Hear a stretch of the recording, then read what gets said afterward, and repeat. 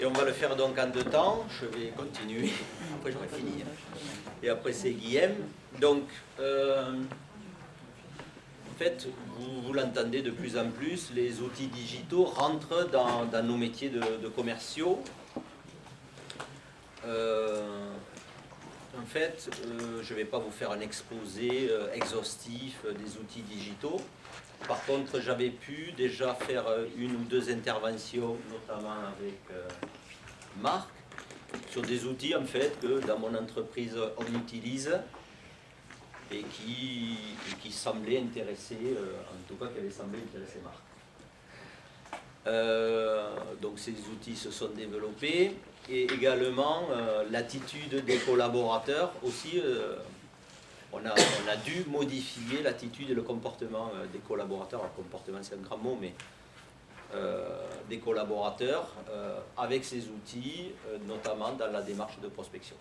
Donc, cette intervention se veut juste dans cet axe-là. C'est pas exhaustif. Alors, je voudrais faire un préambule à tout ceci. Toujours pareil, on peut interagir. Alors j'ai marqué, le préambule, c'est que le client est au centre de la démarche de vente. J'ai mis ça parce que très souvent, vous avez entendu très certainement, le client doit être au centre de la démarche commerciale. Si vous entendez ça dans des entreprises, c'est qu'elles ont déjà un train de retard. Le client, il est au centre. Ce n'est pas à nous, entreprises, à décider de le mettre au milieu du processus de vente. C'est lui qui choisit. C'est lui qui choisit comment il veut acheter dans nos entreprises, comment il veut bien qu'un commercial vienne ou pas pour pouvoir acheter auprès de lui. Chacun, nous sommes consommateurs, nous sommes également des commerciaux. On aurait une attitude différente en tant que consommateur et qu'on ne prendrait pas en charge en tant que commercial. Ça, c'est pas possible. Donc, le client, il est déjà au centre. Et par contre, après, c'est sa prise en charge qui doit être différente. Je vous ai mis 3 vocables que vous connaissez, le multicanal, le cross-canal, l'omnicanal. Donc ça, alors le multicanal, juste quelques petites définitions. Le multicanal, c'est j'ai la capacité d'acheter selon mon bon vouloir. Si j'achète des assurances, je peux aller sur Internet, sur la marque, sur le site, j'achète là. Je veux avoir un intermédiaire, je vais chez mon agent général ou chez mon courtier, je fais un peu comme je veux. Le cross-canal, déjà, c'est un peu plus complexe. C'est je vais sur un site Internet, ça peut être déjà un comparateur, donc ce n'est pas forcément la propriété de l'entreprise où vous allez. Vous allez pouvoir comparer, vous allez pouvoir rentrer dans un processus et finir par un autre. Exemple, chez nous, ça ne s'est pas fait en France, mais c'est fait en Italie. Les publicités pour des assurances voitures ou maison, elles passent comme elles peuvent passer en France en publicité, mais vous avez un onglet sur la télé et votre zappette est en capacité de pouvoir le détecter et vous rentrez en fait dans le parcours client, donc en l'occurrence de la marque Allianz, et vous allez pouvoir aller acheter.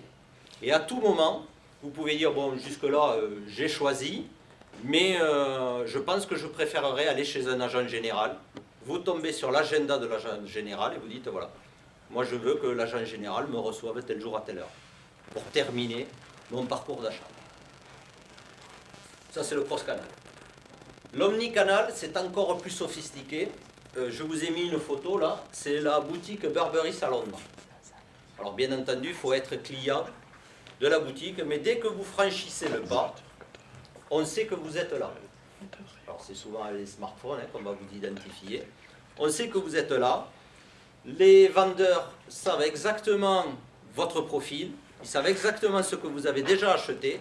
Donc en fait, quand ils vont prendre contact avec vous, déjà ils vont vous accueillir d'une façon différente parce qu'ils savent qui arrive. Et deuxièmement, ils vous connaissent dans l'acte d'achat. Donc, vous voyez, cette prise en charge, c'est plutôt l'entreprise qui court derrière le client. Donc, forcément, là-dedans, ce que les entreprises veulent vraiment maîtriser, c'est l'expérience client. On veut vraiment comprendre comment fonctionne mon client pour qu'il reste mon client.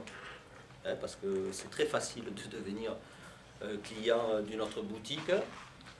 Et donc de le fidéliser au maximum. Donc quand on voit ce déploiement entre guillemets de technologie, on peut se dire, mais où c'est que le commercial tel qu'on l'a connu, où c'est qu'il va s'insérer là-dedans?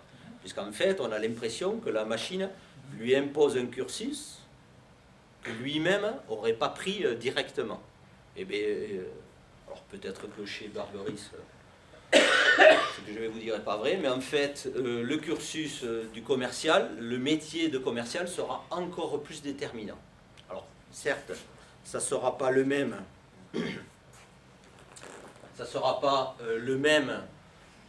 qu'il a pu avoir, la même place qu'il a pu avoir par le passé.